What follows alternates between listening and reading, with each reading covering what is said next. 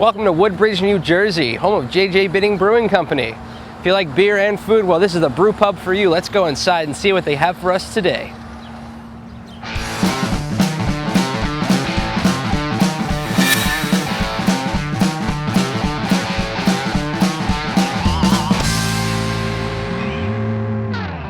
I'm Mike Cerami, and I'm the owner of Bitting Brewing Company. John J. Bitting was the original owner of the building when it was constructed in 1915. We were looking for a name for the brew pub. Knowing that John J. Bitting had owned it, I had contacted one of his grandchildren, and they gave me permission to use the name. So I think it kind of fits pretty nicely. My name is Charles. I'm the manager here at JJ Bitting. I live in town. I was working at another local restaurant, and I was talking to Mike, and my contract was up there, and this seemed like a good opportunity and a fun place. And I mean, there's not much better in life than beer and ribs. So, you know, my kind of place. My name is Jennifer Lucas, and I'm a bartender. I would come here with my friends to eat. I would always get the beer sampler, and I really enjoyed the beer. So I was just looking online one day, and I saw they were hiring. So I came in that same day, an hour later, and applied.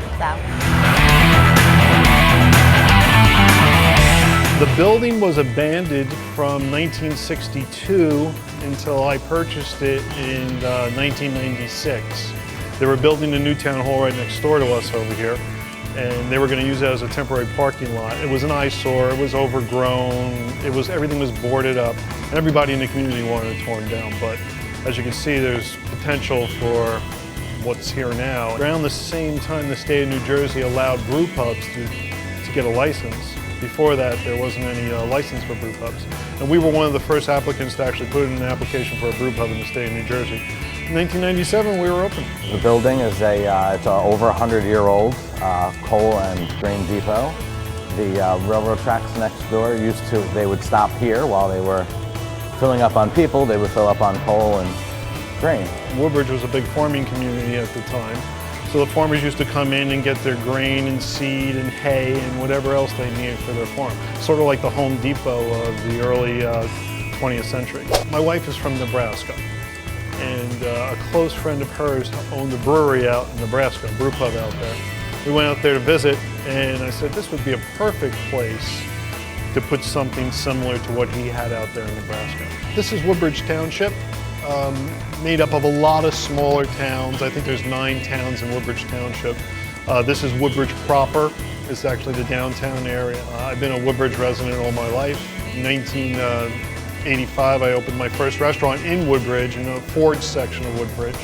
It was a small Italian restaurant called Cerami's Italian Restaurant. And went down to the steakhouse, was a partner in a fine dining restaurant in Metuchen, and then opened this place.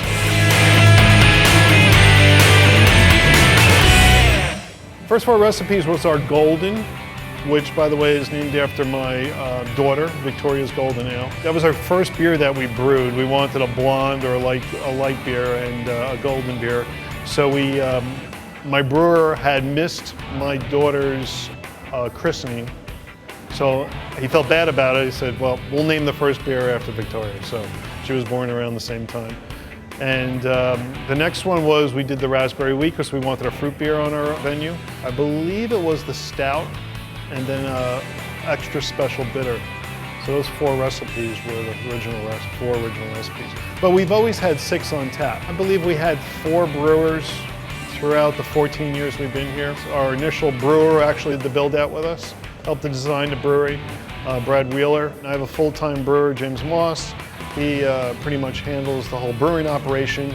And we have an assistant brewer who helps James out quite a bit. Very knowledgeable guy, Tom Pathrack. Excellent brewer. Has brewed down in Basil Teas and Tom's River.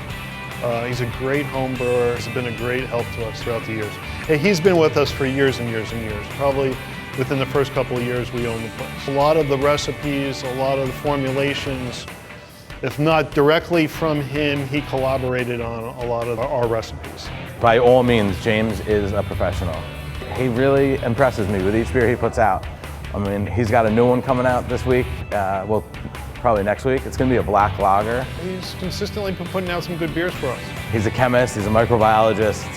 I didn't study any of that. I did grasp the concept, which is nice, but the odds of me ever doing it myself are slim to none. We were looking for something to fill the niche of the customer that would come in here and want their Coors Light, Miller Lite, a traditional American lager. We have a golden ale, which is we consider very light, and we used it as a transitional beer, but that didn't fill the bill for everybody. Some people really wanted something very, very light. So we made a decision: are we going to put a guest tap on and put these beers in to help, or block out that segment of the market, or brew our own? So we decided to brew our own. This is not a beer for the real craft beer enthusiast, but it's a beer that definitely fills a niche. And we've only had it on for, it's actually been less than a week, and it's going very well. We're pretty eclectic in our menu. It's mostly American grill pub fare, but we go anywhere from ribs to burgers, sandwiches, pastas, pizzas, salads, seafood. We have a Mexican line that we sell a lot of Mexican food. We pretty much cover all bases. And we also run a lot of specials every month in both the lunch and dinner menus. We have a late night menu. The kitchen stays open until an hour before closing of the restaurant. So if you ever want to come out late at night and rather than go into a diner, have a nice beer in a nice atmosphere, you come here. I can tell you what's the most popular: our ribs, our baby back ribs. I mean, we sell a 2-pound rack of baby back ribs. Our half rack is pretty much the size of most people's full rack, and it literally falls off the bone. I mean, it's definitely, without a doubt, hands down, I don't care who you ask in the area, the best rib around. Is phenomenal. Until I started working here, my family literally came here probably 3-4 times a year for all 13 years that it was open, and I never ordered anything other than the ribs. Not until I was employed here. Then I started trying other things. We do our own sweet potato fries with fried onions and fried jalapeno peppers, which is awesome. We have what we call our butterfly fry, which is a continuous spiral of a fresh potato. We run it through a machine that I actually developed myself. Run it through a machine, and it creates this mound of like a continuous type of kind of quasi potato chip kind of thing. The guy who runs my kitchen has been with me for a long time and does a phenomenal job. A lot of the food also is made with some of the beers. So when they pick one of those food items, it's good to recommend the same beer that went into making the food. We are open 7 days a week. We're open 11:30 in the morning until 1 o'clock in the evening, 1 o'clock a.m. from Monday to Thursday. We're open Friday from 11:30 to 2 o'clock in the morning. We're open on Saturdays from 12 noon until 2 o'clock in the morning, and Sundays from 3 to midnight. We would like to be able to distribute our beer. Right now, the laws in New Jersey do not allow us to sell our beer wholesale or distribute it. I mean, I think it would be great if we could do like a Woodbridge ale and sell it to our local bars around here, but right now we can't do that as a brew pub. So we are looking into changing the legislation. The Craft Brewers Guild in New Jersey is actually attempting to move on that. And right now there's legislation being introduced in the legislature to help us out in that respect. Craig Coughlin, who is an assemblyman in this district, and Senator Joe Vitale are two of our local representatives. And actually Craig Coughlin is a sponsor of the bill. So he's on board. I don't know if the Guild has approached Senator Joe Vitale, but we'd love to have him on board. We have a unique program that we actually developed ourselves called Brewer for a Day. You could give this as a gift, or if you'd like to do it yourself. If you want to brew with our brewer, you come in when he starts mashing in early in the morning around 8 o'clock, or anytime you really want to come in. You spend the day with the brewer.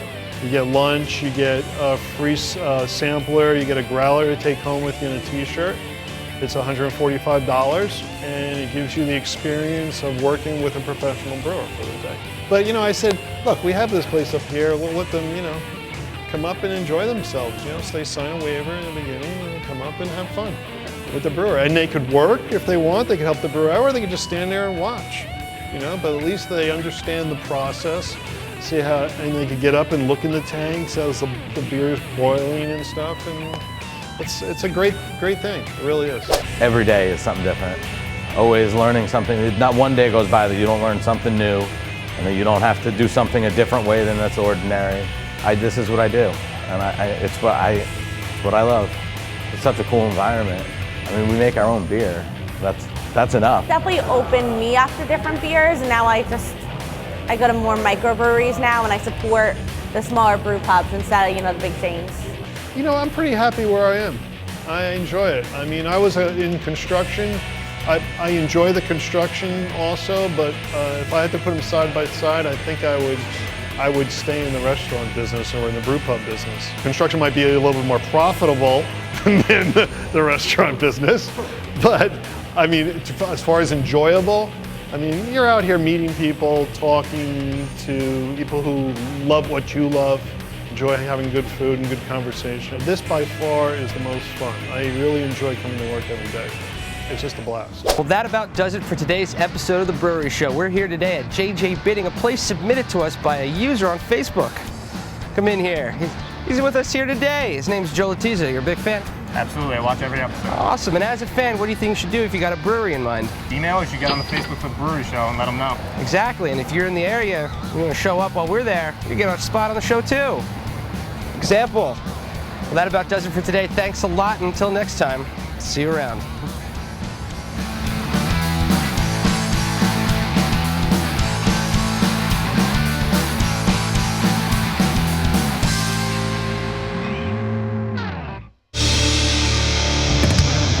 So you mentioned earlier that when you get a really good tip, you toot a horn. So here's your tip. Let's see that horn.